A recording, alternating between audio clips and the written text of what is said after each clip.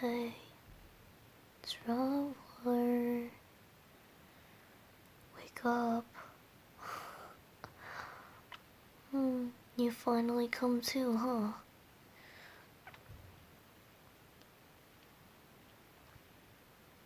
I never thought I'd find you asleep in the Mondstadt library. Well, this is really a turn of events.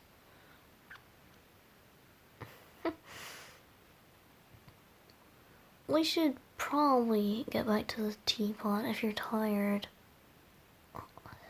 You still got commissions to do. Traveler, I could care less about the commissions when it's your health that's at stake. Come on, we need to go back to the teapot.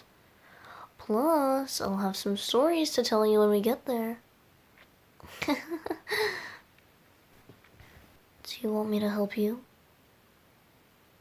Well, I mean, like, do you want me to help you move? You're fine? Okay.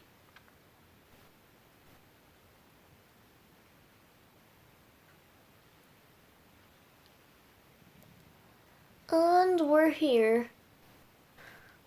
You can finally go back to your room. I'll join you in a second. I'm gonna go get myself some food first. You did leave some in the cabinets, right? Okay, good. You left me apples too? Oh my gosh. Screw food, I'm bringing the apples with me. Wow, you really left me apples, didn't you? Oh, thank you.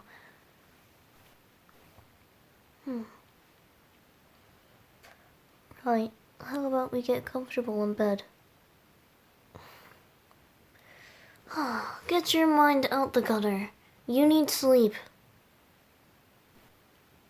Plus, I'm not very interested in doing these things at this moment in time. We wouldn't want you getting hurt now, would we?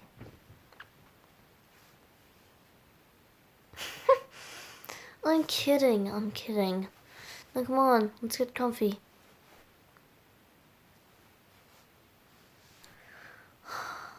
We're here. Are you comfortable? I'm glad. Did I ever tell you about my first ever encounter with Vanessa? The first ever Grandmaster of Mondstadt. Well, the Knights of Avonius. You know, the person who the tree at Windrise was planted for. Well, in honor of. So you've heard of Vanessa. Did I ever tell you about my first ever encounter with her? No. Well, let me do the honors then. You know, my first ever encounter with her actually was quite funny. Well, I just awakened from a 500-year sleep. At least that's what I've estimated it of. And then went into Mondstadt.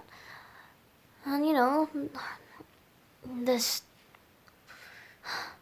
person who was quite arrogant, I would say, took the heart past him. And I took it off of him. And I started running away, and he was chasing me. I ended up bumping into Vanessa, and she offered to help me up. I hid behind her for a little bit. I think I tossed her an apple. I can't exactly remember if I did or not. All I remember is the fact that I disappeared after they came near her. I can't speak English. She ended up being put in a prison cell. My visitor one night, I guess. We exchanged names, and I think I gave her an apple. Again, I can't remember. But yeah, I think I helped her out as well. I mean, out of the prison cell. Oh. I really don't remember at all. But it's there. I remember when I first turned into my Archon form in front of her. The first thing she ever asked me was, "Are you the wind god?" Quite funny, honestly. I mean, I've never seen anyone like me, or a normal citizen of Mondstadt, turn into an Archon form before. I understand her disbelief, but also, I really don't see how it wasn't obvious that I was the Animal Archon by that point. I asked if I could put her in one of my songs, and said yes.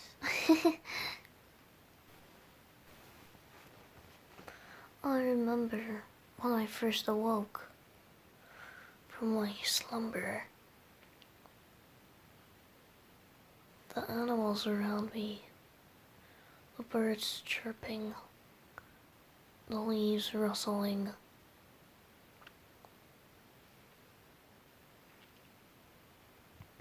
And the way the grass felt.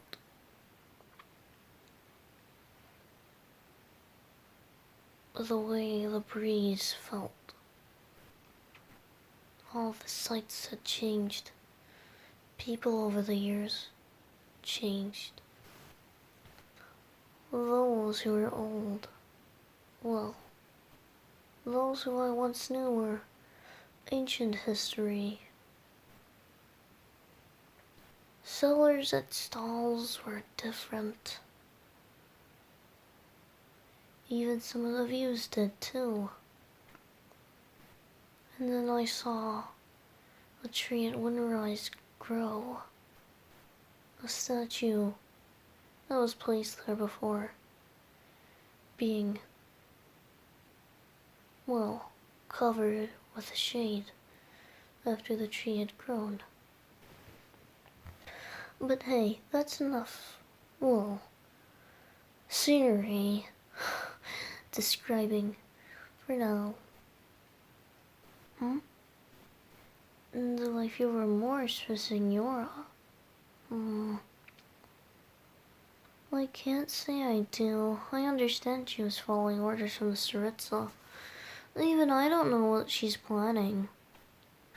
I don't really resent the Saritza.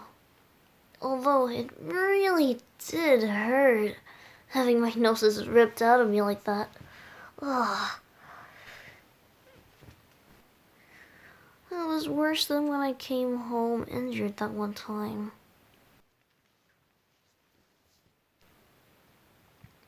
Well, hey, it's enough of that talk. You should probably go to sleep now. Come on. Traveler.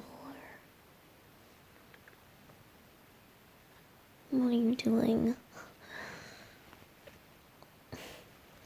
You're being awfully touchy, aren't you? I can assure you my attire isn't that appealing. It's just a button-up shirt. Top two buttons are off.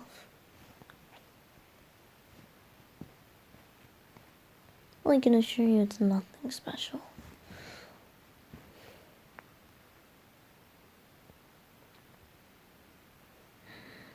I'm glad I got to meet you too. But it is time we go to sleep.